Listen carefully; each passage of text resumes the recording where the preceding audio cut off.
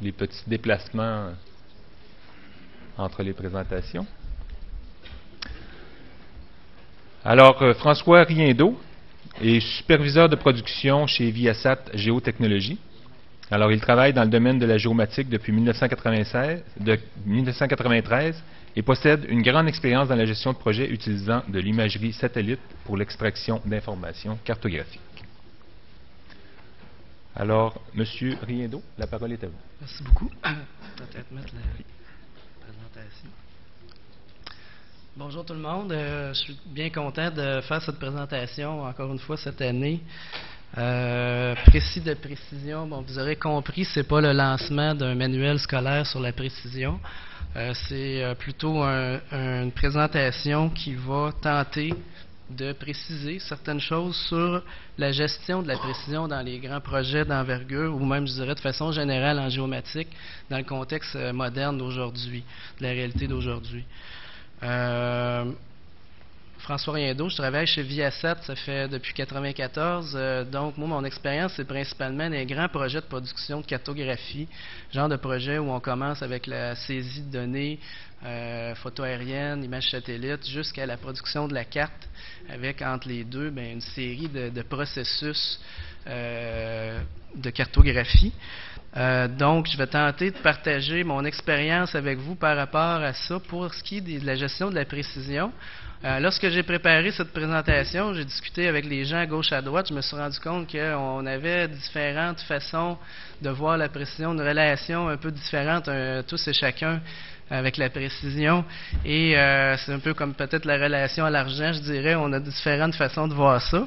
Ça va être ma vision un peu là, que je vais vous apporter aujourd'hui. Moi, je peux changer avec celle-là ici. Donc, le sommaire de la présentation. Bon, un petit peu de contexte, pourquoi que je veux vous parler aujourd'hui en 2011 là, de précision. On va faire quelques définitions théorie. Là. Le but, c'est pas de faire un cours, mais c'est vraiment de préciser là, certains concepts qui peuvent être parfois source de confusion. On va aborder le cœur de la présentation qui va être là, comment là, nous, chez Viasat, on gère ça, la précision avec les clients. Des exemples de projets, conclusion. Donc, introduction, géomatique, cartographie. Moi, quand j'ai commencé à travailler en géomatique, il n'y avait pas beaucoup de sources de données disponibles. C'était les sources officielles, la carte 20 000, la carte 50 000.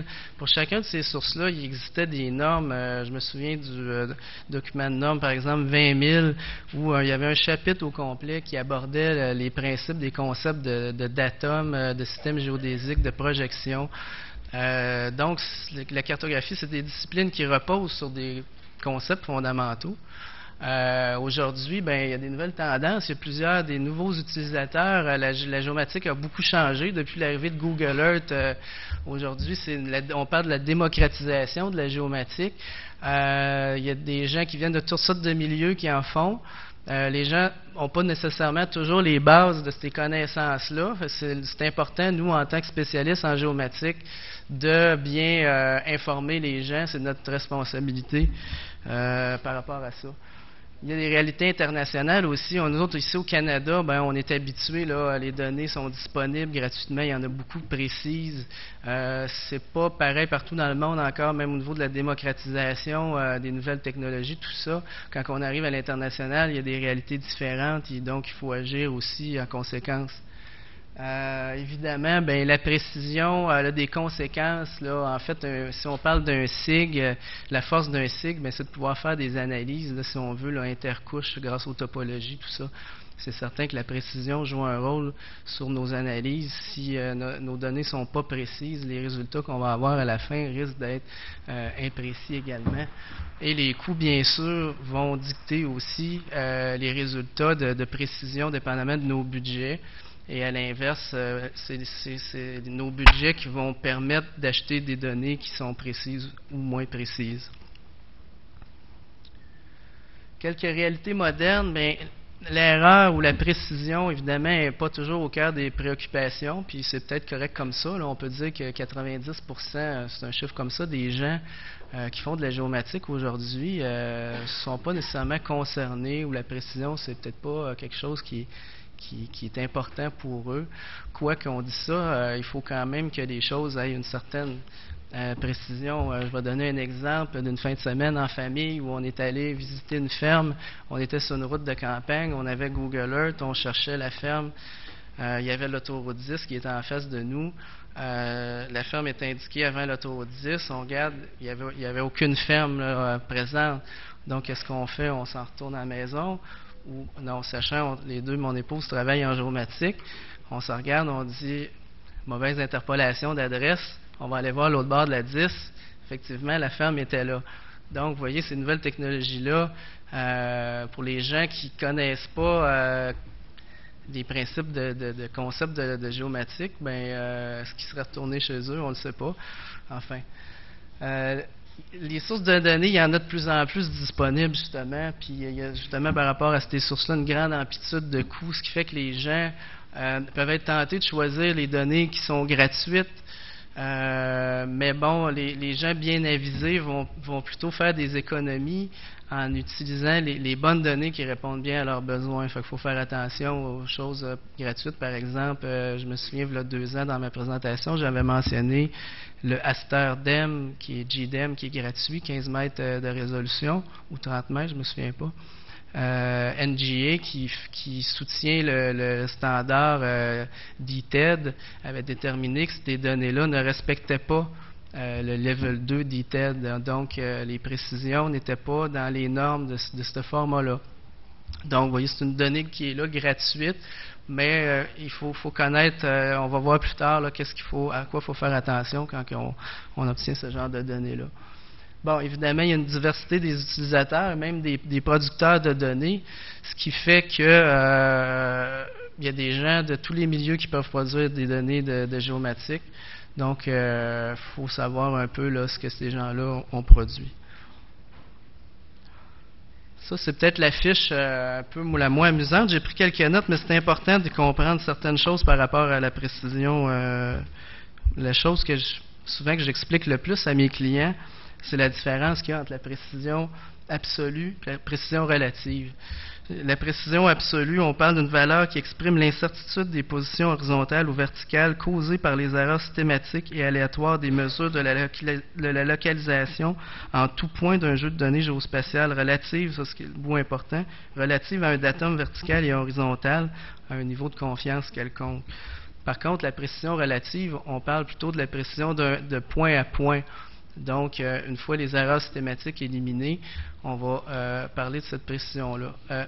Un bon exemple, c'est que nous, on achète des images satellites, souvent sans point de contrôle. On va avoir une précision absolue de 5 mètres, par exemple, grâce aux modèles RPC qui sont là quand on importe les images. Il y a une précision déjà de 5 mètres sans aucun point de contrôle. Ça, c'est la précision absolue. Mon client, lui, va pouvoir être tenté d'aller sur le terrain, de peut-être dépenser 15 000 $ pour envoyer des gens faire du GPS en Afrique pour aller obtenir une précision absolue qui serait en bas d'1 mètre. Moi, ce que je cherche toujours à savoir avec le client, c'est est-ce qu'il a vraiment besoin de cette précision-là ou si lui, son étude est plutôt au niveau de calcul de superficie, de faire des mesures de distance. C'est pas grave si ces données sont systématiquement déplacées de 5 mètres. Ça peut très bien répondre à ses besoins, puis il va économiser 15 000 $ plutôt que d'obtenir cette précision-là absolue. Donc, souvent, les gens tiennent des fois, là, vraiment, étant un peu insécures, préfèrent avoir les choses par rapport à un système de cartographie. Mais encore là, ça dépend de ce qu'on va faire avec les données. Si par contre, le client, lui, va retourner ces données-là à un arpenteur sur le terrain, puis là, ils vont faire des travaux, ben oui, à ce moment-là, effectivement, il va falloir que la précision absolue soit de bonne qualité, donc soit fine. Petite précision, parfois en anglais, on dit les choses différemment. Il y a une nuance entre accuracy et précision en français que peut-être quelqu'un pourra me dire si elle existe en anglais, si elle existe en français, cette nuance-là. On fait la différence. Bon, la précision en anglais, on va plutôt parler de la finesse d'une mesure, c'est-à-dire la mesure est au centimètre ou est au mètre, ou l'appareil, par exemple, il y a une précision, il peut mesurer au centimètre des choses, alors que accuracy, ça va plutôt être la justesse de cette mesure-là par rapport à la réalité. En français, on semble dire précision pour ces deux choses-là, ce qui fait qu'une phrase en anglais, comme par exemple, je dirais highly precise data may be inaccurate, on dirait en français des données hautement précises peuvent être imprécises. Donc, je ne sais pas si peut-être quelqu'un va me dire s'il y a une façon de nuancer ça, mais en fait, ce qu'on veut dire par là, c'est qu'un appareil peut mesurer des choses avec une grande finesse. Un appareil GPS, ça ne veut pas dire que s'il y a 3 chiffres après la virgule, cette donnée-là est précise dans l'absolu. Donc, on parle de fausse précision à ce moment-là.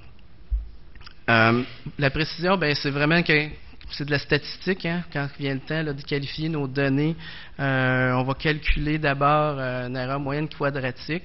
Puis à partir de ça, on va être capable de parler, on entend souvent dire ça, CA90. CA90, c'est l'erreur circulaire parce qu'on parle XY, donc on a une erreur qui est circulaire à 90% de confiance. Ou 95% de confiance, dépendamment. Pour l'erreur verticale, on va parler d'un LE linéaire, erreur linéaire, LE 90. Des types d'erreurs, bon, pour ma présentation, c'est sûr que je m'intéresse plus à l'erreur positionnelle, mais on peut voir qu'il peut y avoir aussi dans un SIG ou dans des données géospatiales des erreurs de type descriptive, conceptuelle ou logique. Également, on peut avoir différentes sources d'erreurs. On voit, bon, depuis 1986 que c'est des choses qui sont encore valables. Erreurs évidentes, erreurs de variation naturelle par les mesures, par exemple, ou encore des erreurs provenant des traitements de la topologie. Bon, qu'est-ce qu'il faut retenir de ça? C'est sûr que les gens qui sont insécures, fatalistes, ils ont raison de s'inquiéter. En géomatique, si on applique la loi de Murphy, tout indique qu'il va y avoir un jour des erreurs dans notre projet. Mais si on est quelqu'un d'avisé et qu'on prend les bonnes décisions au bon moment, à la fin du projet, c'est ça la beauté aussi, c'est qu'on va obtenir une carte qui est précise malgré tout. Donc, comment qualifier la précision de ces données? Bon, ça dépend si on se met dans la peau du producteur, d'utilisateur. Je vais y revenir pour ce qui est des producteurs. En tant qu'utilisateur, lorsqu'on obtient des données, c'est certain qu'idéalement, il devrait y avoir des métadonnées qui accompagnent ça. Mais bon, comme je l'ai dit tantôt, il y a une diversité de producteurs de données aujourd'hui. C'est pas tout le monde qui va nécessairement produire des métadonnées. Donc, souvent, on va se retrouver avec des données de géomatique qui sont non documentées.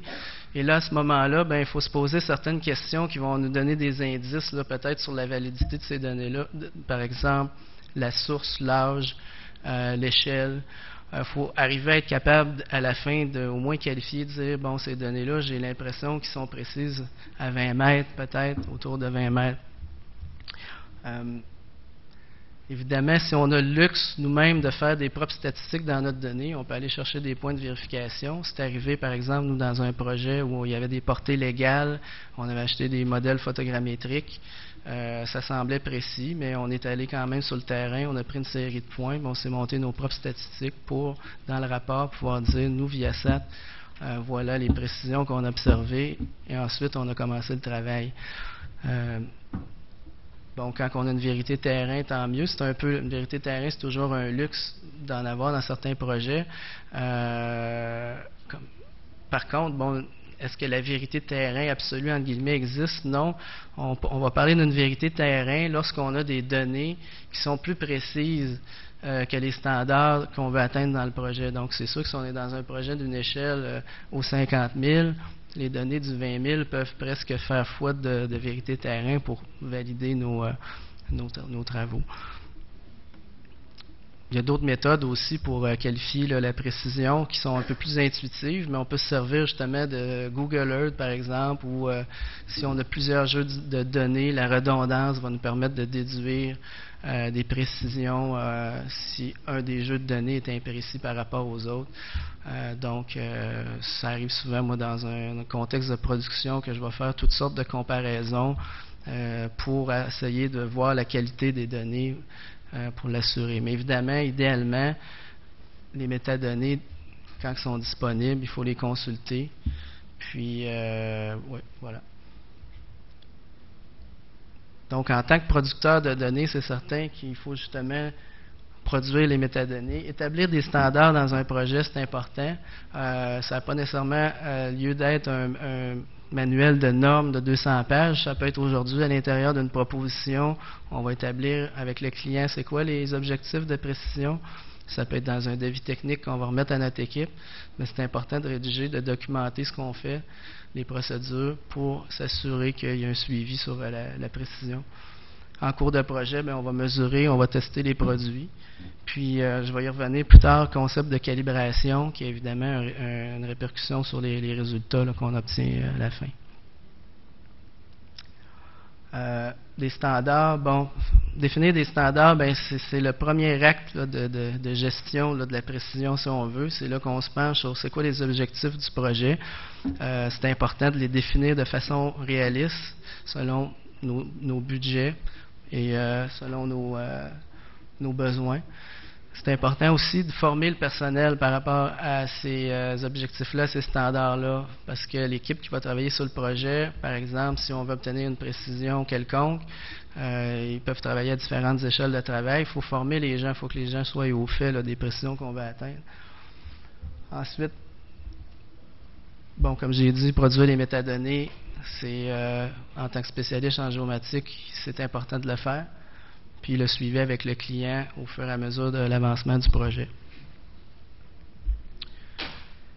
Ici, les phases critiques d'un projet, bon, c'est une fiche que j'ai un peu personnalisée selon la façon qu'on travaille en production chez Viasat.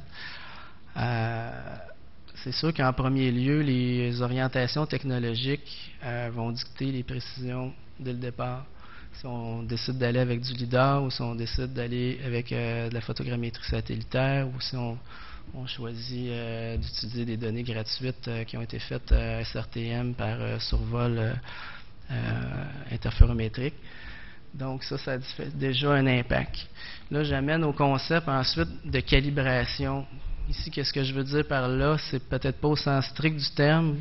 Pour moi, la calibration, dans le sens ici, c'est toutes les actions qui sont prises dans un projet qui vont viser à assurer qu'on veut atteindre les standards. Donc, la calibration, ça peut être dans un projet de photogrammétrie, ça va être la prise de point de contrôle sur le modèle photogrammétrique. Ça peut être aussi de dire à quelle échelle de travail on va travailler pour s'ajuster. Ensuite de ça, ben, tout au long du projet, on va faire des opérations de validation pour s'assurer que notre calibration tient la route là, tout au long du projet. Puis c'est important finalement aussi le contrôle de qualité finale à la fin, avant de livrer au client, avec un rapport qui va attester là, des standards qui sont atteints. Je ne sais pas combien de temps il me reste. 5 minutes avec les questions ou sans questions. Quelques exemples qui nous est arrivé chez Viasat, par exemple, pour vous montrer là, que la précision, ça a différents enjeux. Client qui fait dans la simulation visuelle, nous achète des images satellites. Pour lui, la précision, ça n'a aucune importance. Lui, vraiment, c'est quelque chose. Ils font des simulateurs visuels. C'est visuel. Donc, par contre, eux, ce qu'ils ont, ils ont des pistes, des coordonnées de pistes. C'est les seuls points de contrôle qu'ils peuvent nous donner. C'est pas un client qui va dépenser des montants d'argent pour aller sur le terrain pour faire prendre des points de contrôle. Donc, nous, on travaille à partir de ces deux points-là. Pour lui, tout ce qu'il veut, c'est dans son système de pilotage automatique, les pistes, ça doit marcher avec notre image. Le reste, ça l'importe peu. On arrive en Chine dans un projet, il nous envoie ses coordonnées de piste. Bon, on voit très bien, nous autres, les images, on les a en WGS 84, comme je disais, 100 points de contrôle, sont précises plus ou moins 5 mètres. Les pistes sont 300 mètres à côté. On communique avec le client, probablement un datum chinois ou quelque chose comme ça. Lui, le client dit, c'est vous les professionnels, moi je veux que l'image, ça marche avec les pistes, le reste, il n'y a pas de problème. Donc, on matche avec les pistes. Qu'est-ce qui arrive, c'est que 5 ans plus tard, ce client-là revient, il a acheté une 15 mètres mondiale en WGS 84, il a numérisé sur les images qu'on lui a vendues, qu'on avait fait une polynomiale là, pour arriver avec ses pistes. Il a numérisé des éléments. Là, il nous demande, est-ce que vous pourriez matcher avec la 15 mètres qu'on a acheté, matcher avec aussi les éléments qu'on a numérisés et bien évidemment nos nouvelles pistes qui sont par hasard 300, sont un petit peu plus longues, disons, qu'est-ce qui était. Et c'est là que, bon, en tant que spécialiste en géomatique, il faut savoir informer le client, il faut savoir à un moment donné l'éduquer sur certaines notions de projection, qu'il y a des choses qui ne peuvent pas se faire. Je ne vous vendrai pas le punch, comment ça s'est terminé. Si vous voulez le savoir, vous viendrez me voir, je pourrais vous le dire. Mais on en est arrivé à une solution, évidemment. Mais on a aussi tiré une leçon de ça avec le client, c'est qu'on allait être plus méfiant de ces cas-là, de ces situations-là. Et bon, voilà. Ça, c'est un exemple. L'approche Viasat, ben, dans tout ça, justement, c'est d'avoir un suivi avec les clients. C'est aussi de pouvoir dire aux clients les décisions à prendre, l'informer, l'aviser sur les questions de précision. C'est nous les spécialistes, c'est lui qui prend la décision, mais c'est notre rôle de lui donner la bonne information, de savoir lui dire quand il y a un danger là, à ce niveau-là. Ce qui fait qu'en conclusion, là, c'est le rôle du spécialiste en géomatique d'être un peu le gardien là, des concepts fondamentaux de précision.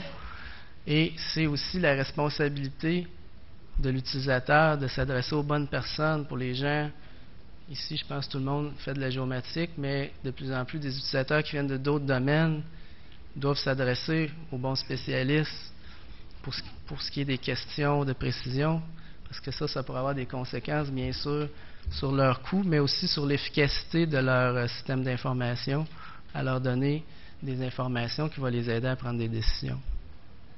Donc, voilà. Merci.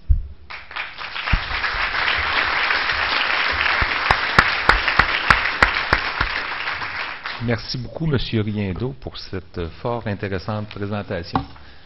J'avais un confrère dernièrement de la Banque mondiale qui me disait qu'il y a seulement les arpenteurs géomètres qui se préoccupent de la précision. C'est peut-être vrai a priori, mais dans le fond, la précision, ce qui est important, c'est qu'elle soit, c'est toujours relatif la précision, ça peut être relatif dépendant du usage qu'on en fait. C'est un bel exemple que vous donnez. Alors, merci. Est-ce qu'il y a des présentations, des questions au sujet de la présentation de M. Riendeau? Bonne fin de journée. Il y a une question ici. Si vous pouvez prendre le micro.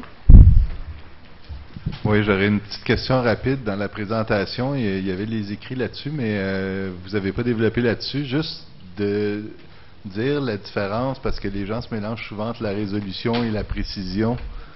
Ouais. Peut-être d'expliquer la différence entre les deux. On parlait tantôt des Anglais qui font la nuance entre précision puis accuracy.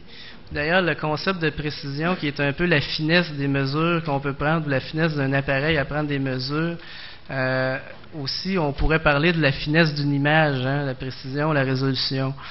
Souvent, je vois les clients, ils me parlent de précision de l'image, ils me posent des questions, et je comprends qu'ils sont en fait en train de me poser des questions sur la résolution de l'image. Mais effectivement, il y a une nuance, je pense qu'on la connaît, mais probablement dû la confusion à cette différence-là qu'on fait en anglais entre accuracy, précision. Et les gens, bon, des fois, vont lire des choses en anglais. On pourrait dire la précision d'une image, puis on pourrait parler de la résolution, là, enfin. C'est peut-être là, la source de confusion, souvent. Je ne sais pas si ça répond à ta question, Jean, un peu, là, ouais. Peut-être juste pour ajouter à la confusion, on peut aussi parler d'exactitude. Oui. Dans le fond, une donnée peut être exacte si elle donne la bonne information, mais lorsqu'on parle de précision, ben là, la précision, c'est toujours relatif. Oui. Dépendant de l'usage qu'on en fait, mais la notion d'exactitude aussi est importante, je crois. Est-ce qu'il y a d'autres questions? Alors, s'il n'y a pas d'autres questions, on va passer à la présentation.